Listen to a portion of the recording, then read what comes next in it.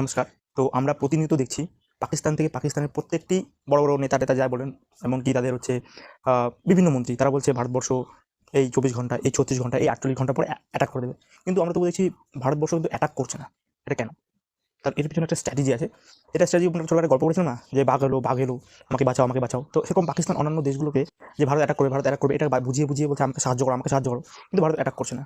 যখন এইভাবে লোক প্রতিনিয়ত পাকিস্তান এই সমস্ত দেশকে গিয়ে বলবে ভারত আজ অ্যাটাক করবে, কালকে অ্যাটাক করবে, লোক যখন ওই দেশগুলো মানুষের মধ্যে গল্পটার মতো সেম, যখন সবাই হাঁপিয়ে গেছিলো যে বাঘ এলো, যখন বাঘ আসে তখন কিন্তু আর কেউ যায়নি হেল্প করতে। সেরকমই ভারতবর্ষ এখন দেখছে যতই পাকিস্তান বলুক যে আজকে অ্যাটাক হবে, 24 ঘন্টা পরে, 12 ঘন্টা পরে, 10 ঘন্টা পরে, এগুলো কিছু না।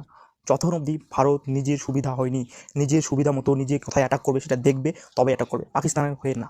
তাহলে এখানে এটাই হচ্ছে আসল কথা। অনেকেই ভাবছে কেন আজকে অ্যাটাক করুক, আমাদের বদলা যে অবশ্যই চাই, সেটা আমাদের কন্ডিশন আমাদের মতো করে হবে, যে ভারতীয় সেনা নিজেদের সুবিধা মতো এই অ্যাটাকটা করবে।